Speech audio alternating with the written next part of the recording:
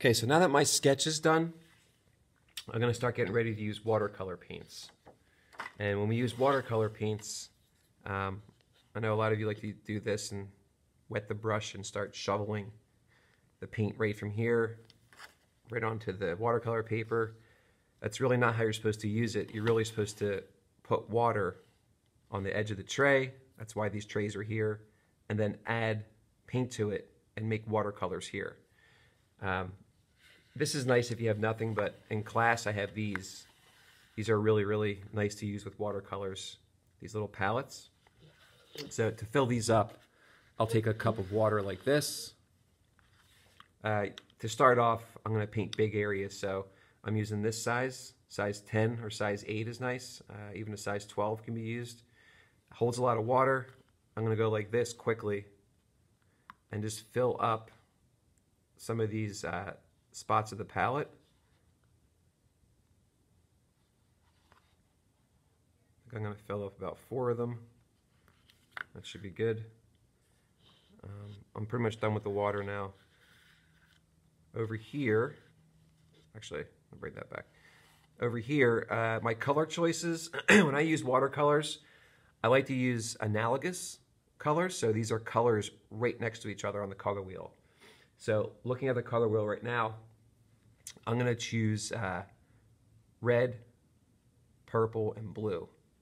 So it helps to kind of like take a little drip of water. These are completely dry.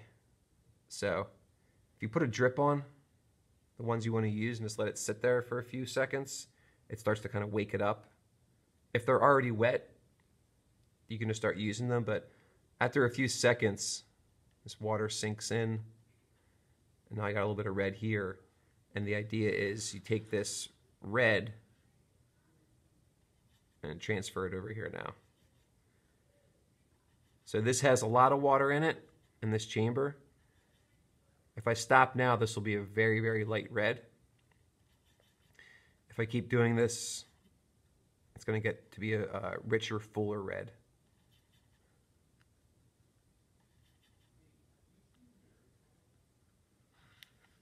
And then I'll go on and do it with purple.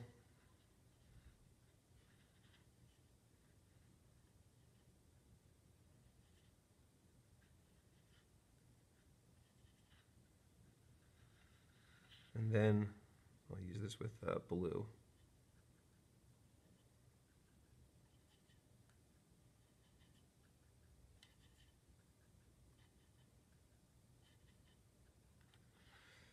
I'm going to make one more, just with a little bit of color in it, a little bit of water.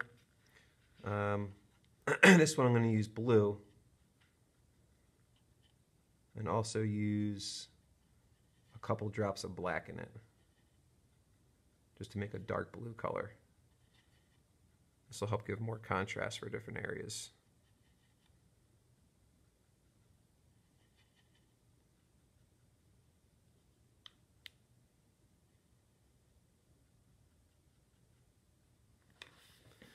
So now that I've made these, I'm pretty much done with this for now. That I can put away. And I can just use the paints I've made here to use on my watercolors.